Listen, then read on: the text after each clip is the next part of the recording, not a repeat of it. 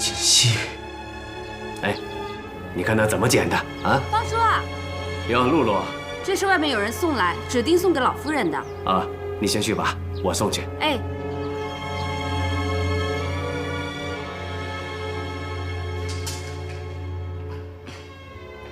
我来打扫卫生了，来擦桌子。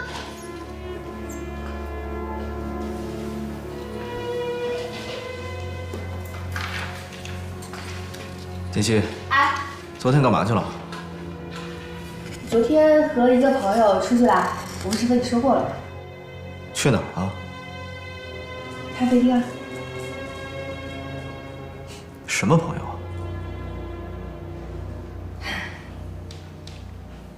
闺蜜。真的吗？对呀。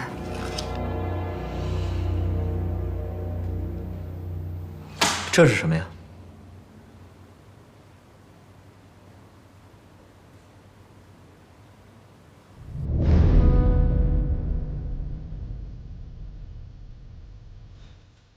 顾局长，这些照片是怎么回事？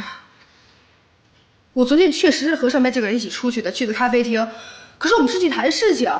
后来不知道为什么我就睡着了，醒过来的时候已经11点了。我没有做过这样的事情，我不知道这是怎么回事。贺锦溪，你还在撒谎？去咖啡馆睡到半夜3更，骗谁呢？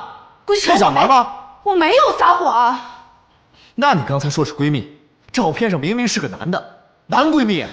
贺锦溪，我真没想到你表面上是一个纯情少女，实际上却是一个荡妇。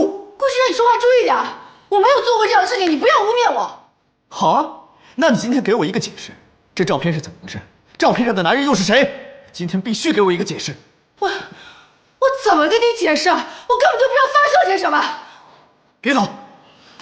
賀錦溪，你告訴我，這男的到底是誰？你們倆到底幹了什麼事兒啊？你先放開我！有這個話不能好好說，你放開我！是你老公，我有權利知道真相。你快說！我什麼都沒幹過，我說什麼呀？你放開我行不行？你幹嘛？說！部長。